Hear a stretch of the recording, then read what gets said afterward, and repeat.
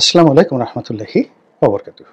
সম্মানিত দর্শক, ডক্টর মোহাম্মদ ইউনূসের সঙ্গে পাল্লা দিতে গিয়ে বা রাজনীতি করতে গিয়ে, প্রতিযোগিতা করতে গিয়ে বাংলাদেশ জাতীয়তাবাদী দল বিএনপির সবচেয়ে বড় সমস্যা হলো তারা কোনো অবস্থাতেই ডক্টর মোহাম্মদ ইউনূসকে রিড করতে পারছেন না, পড়তে পারছেন না। তারা কখনো কখনো মনে করছেন যে এই ভদ্রলোক সত্য বলছেন, আবার পরক্ষণে মনে হচ্ছে যে না, তিনি সত্য থেকে অনেক অনেক দূরে আছেন। বিএনপি কখনো কখনো মনে করছে যে তাদের হাতে ক্ষমতা বুঝিয়ে দেওয়ার জন্য, তাদেরকে ক্ষমতা আনার জন্য অন্তঃস্থল থেকে আসলে ডক্টর মোহাম্মদ ইউনূস চেষ্টা করছেন। আবার একটু পরে মনে হচ্ছে যে না, তিনি নিজেই ক্ষমতায় থাকতে চান, নিজেই প্রধানমন্ত্রী হতে চান এবং বিএনপিকে রীতিমতো রাজনৈতিকভাবে অপদস্থ করার জন্য সকল কিছু তিনি করতে চান। তারপর তার বিভিন্ন ভাষণ, তার কথা, তার বডি ল্যাঙ্গুয়েজ সবকিছু দেখে তাদের মনে হয় যে এই লোকটি আসলে রাজনীতির তো জটিলতা বোঝেন না, সহজ সরল মানুষ, ঘুরতে ফিরতে একেবারে বলতে গেলে নিয়তির নির্মম পরিহাসে রাজনীতিতে চলে এসেছেন। কিন্তু এখানে থাকা কিংবা রাজনীতি করা বা প্রতিযোগিতা করা এটা তার ধাতের মধ্যে পড়ে না। তিনি যেভাবে কয়েকটি সাক্ষাৎকারে বলেছেন যে আমি তো আসলে রাজনীতির মানুষ না, অন্য ভুবনের মানুষ, সেখানে আমি ভালোই ছিলাম, আবার সেখানে আমি চলে যেতে চাই, আসছি, চেষ্টা করে যাচ্ছি, জানি না সফল হব কিনা, যদি সফল হই ভালো, আর যদি না হই তাহলে চলে যাব। এখন ধরুন এইরকম বক্তব্য যদি একজন প্রাজ্ঞ, একজন বয়স্ক মানুষের মুখ থেকে আসে, আপনি তার সম্পর্কে কি ধারণা পোষণ করবেন? মনে হবে না যে লোকটা একেবারে সরল সোজা একটা মানুষ? তারা এই বিভিন্ন গ্যাংয়ের কবলে পড়ে মানে এই লোকটির সম্পর্কে বাজে ধারণা পোষণ করছেন। আবার অন্যদিকে এই লোকের চারিদিকে একটা বিরাট গ্যাং তৈরি হয়ে গেছে, যারা মূলত তাকে ক্ষমতার চেয়ারে বসিয়ে তারপর নিজেদের যে অভীষ্ট লক্ষ্য এটি তারা উদ্ধার করতে চাচ্ছেন। তো এই জন্য তারা কখনো ডক্টর মোহাম্মদ ইউনূসের প্রতি গরম হচ্ছেন, আবার পরক্ষণে নরম হয়ে যাচ্ছেন। এই অবস্থায় আলটিমেটলি 10 মাস চলে গেছে। এই 10 মাসের মধ্যে যে বিষয়গুলো সামনে চলে এসেছে, তাতে যারা একটু কেয়ারফুল মানে সতর্ক দৃষ্টি নিয়ে পরিস্থিতি বিশ্লেষণ করেন, তারা ইতিমধ্যে বুঝতে পেরেছেন যে তার স্বপ্নের গ্রামীণ ব্যাংকটিকে তিনি এখন একটা মাইলস্টোনের জায়গাতে নিয়ে গেছেন। গ্রামীণ ব্যাংকের সরকারের যে মালিকানা ছিল সেটিকে কমিয়ে 10% নিয়ে আসা হয়েছে এবং এটি এখন ডক্টর মোহাম্মদ ইউনূস এবং তার যারা সঙ্গী সাথী তাদের একক কর্তৃত্বে তিনি নিয়ে গেছেন। তাদের সুদ মওকুফ, ঋণ মওকুফ, আয়কর মওকুফ এবং আরও অনেক কিছু এই রাষ্ট্র থেকে অকল্পনীয় যে সুযোগ সুবিধা এই সময়ের মধ্যে তিনি সেটা নিয়ে গেছেন। তার গ্রামীণ ফোনের সঙ্গে বিটিআরসির অনেক ঝামেলা ছিল। বিটিআরসি প্রায় 1200 কোটি টাকা বা 12,000 কোটি টাকা এরকম একটা দাবি শেখ হাসিনার জমানা থেকে তারা করে আসছিল। সে সকল দাবিনামা কুল্লু খালাস করে দেওয়া হয়েছে। এখন আর গ্রামীণ ফোনের সঙ্গে সরকারের কোনো সমস্যা নেই। এইবার যেটা হয়েছে সেটি হলো মানে 2023-22 সনের চাইতে গ্রামীণ ফোন কম মুনাফা করার সত্ত্বেও প্রায় 4,500 কোটি টাকা তারা তাদের শেয়ার হোল্ডারদেরকে ডিভিডেন্ড হিসেবে তারা দেবে বলে ঘোষণা দিয়েছে, অর্থাৎ 330%। অর্থাৎ 10 টাকার যদি কারো শেয়ার থাকে তাহলে সে লাভ হিসেবে গ্রামীণ ফোন থেকে সে টাকা পাবে 300 মানে প্রায় 34 টাকা, 330%। এখন এই যে 4,500 কোটি টাকা এই কারা পাবে? গ্রামীণ ফোনের যে আর্টিকেল অফ মেমোরান্ডাম, সেখানে আপনি যদি মালিকানার কথা চিন্তা করেন, 10% শেয়ার হোল্ডার হলো এই সাধারণ আমজনতা, মানে যারা ওপেন ফ্লোর থেকে বা ওপেন ট্রেডিংয়ে বাজার থেকে শেয়ার কিনেন। আর 90% শেয়ার এটা হলো ডক্টর মোহাম্মদ ইউনূসের এবং গ্রামীণ ফোনের যে বিদেশি উদ্যোক্তা রয়েছেন টেলিনর তাদের।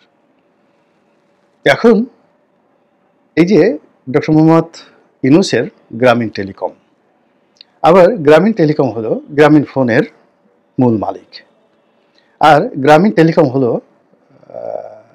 একটি অলাভজনক প্রতিষ্ঠান, যার কোনো ট্যাক্স দিতে হবে না 2029 সন পর্যন্ত। এখন গ্রামীণ ফোন থেকে এই অল্প কয়েকদিনের মধ্যে তিনি প্রায় 1100 কোটি টাকা এই বছরের এই লভ্যাংশ তিনি তার ভাগে অর্থাৎ গ্রামীণ টেলিকমে তিনি নিয়ে এসেছেন। আর এই 1100 কোটি টাকার কোনো আয়কর দিতে হবে না, এবং 2019 সন পর্যন্ত, মানে 29 সন পর্যন্ত এইভাবে চলতে থাকবে। আচ্ছা, এরকম অসংখ্য কর্ম। তিনি একটা ম্যানপাওয়ারের লাইসেন্স নিয়েছেন মালয়েশিয়াতে। তার বন্ধু আনোয়ার ইব্রাহিম সাহেব এখন প্রধানমন্ত্রী রয়েছেন।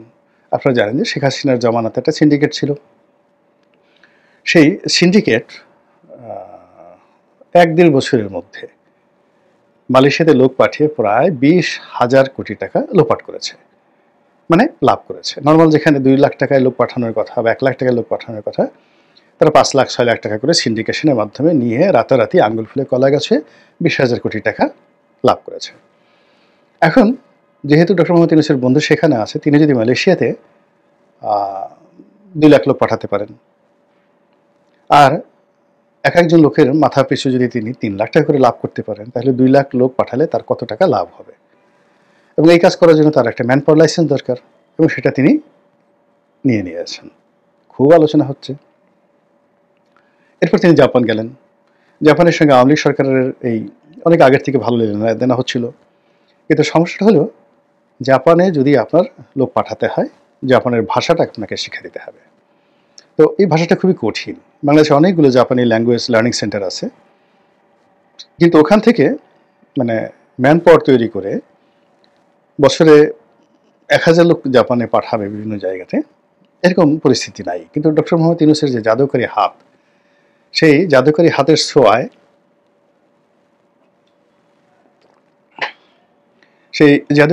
ছোঁয়ায় এই জাপানের যে ম্যান পাওয়ারটা, এটা মানে রাতারাতি যাকে বলা হয় স্বর্ণখনিতে পরিণত হতে পারে, যেহেতু তার ম্যান পাওয়ার লাইসেন্স আছে।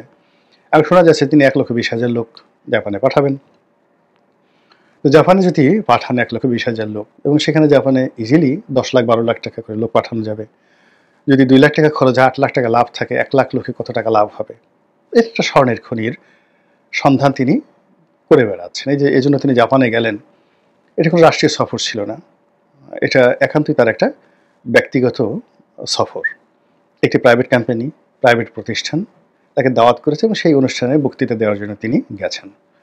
তিনি যে ইম্পেরিয়াল হোটেলে ছিলেন, যা কিছু করেছেন, আমি জাপানের রয়্যাল গেস্ট হিসেবে, রাষ্ট্রের অতিথি অর্থাৎ জাপান সরকারের অতিথি হিসেবে দীর্ঘদিন জাপানে ছিলাম।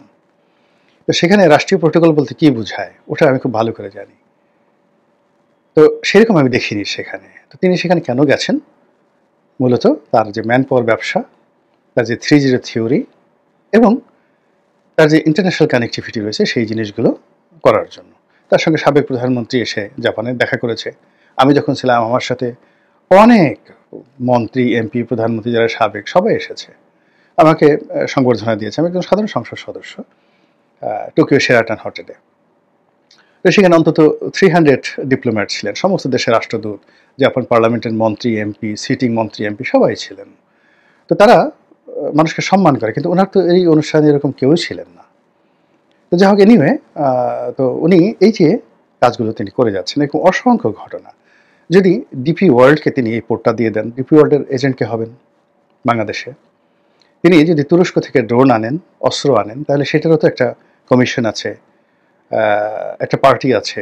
সরাসরি রাষ্ট্র এখানে যদি হয়ও, তবু এখানে দেয়ার আর ম্যানি ম্যানি থিংস, অনেক জিনিস রয়েছে এখানে। যদি আপনি রাশিয়ার যে রাষ্ট্রীয় সংস্থা গ্যাসপ্রম, তাদের সঙ্গে বাংলাদেশের সরকারের চুক্তি হয়েছে রূপপুর পারমাণবিক কেন্দ্রে, তা সেখানে শেখ হাসিনাকে জড়ানো হচ্ছে কেন?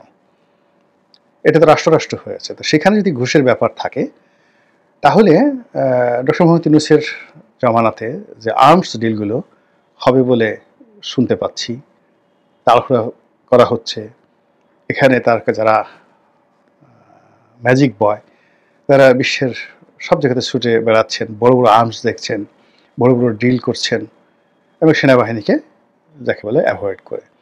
তো এই সব মিলিয়ে ডক্টর মোহাম্মদ ইউনূসের যে এরা, তার যে জমানা, এটা খুব দ্রুত শেষ হবে এরকম মনে হচ্ছে না। বরং তার যে পড়ন্ত জীবন, জীবনের যে শেষ প্রান্ত, এটাকে আপনি মরাগাং বলতে পারেন।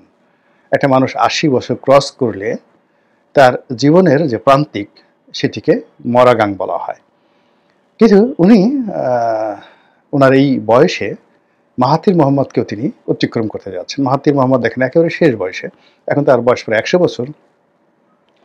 তো তিনি সেই ৯০ বছর বয়সে আবার প্রধানমন্ত্রী হলেন, তারপরে আবার এমপি পদে দাঁড়ালেন, আবার পরাজিত হলেন। কিন্তু এত কিছুর পরেও তিনি কিন্তু এই ডক্টর মোহাম্মদ ইউনূসের সঙ্গে মানে এই জাপানে ওই প্রাইভেট কোম্পানিতে গিয়েছিলেন। এর কারণ হলো তিনিও প্রচণ্ড অ্যাম্বিশাস। তার ছেলেকে প্রতিষ্ঠিত করতে হবে, পেট্রোলিয়াম ব্যবসা তার ছেলেকে দাঁড় করাতে হবে, নানা রকম।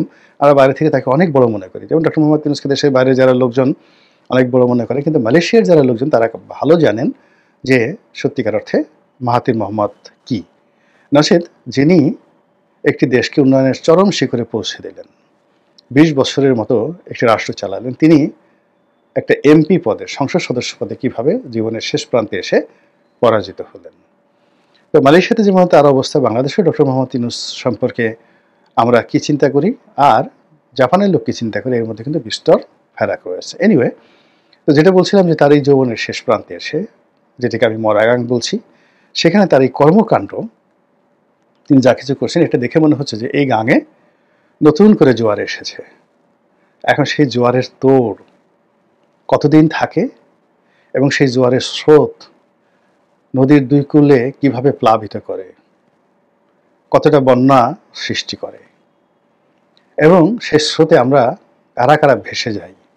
বিশেষ করে বিএনপির মতো রাজনৈতিক দল যারা ডক্টর মোহাম্মদ ইউনূসকে চ্যালেঞ্জ জানাচ্ছেন, তারা এই যে তার মরা গাঙে জোয়ারের যে প্লাবন, এই প্লাবন দেখে রীতিমতো অস্থির হয়ে পড়েছেন আতঙ্কে।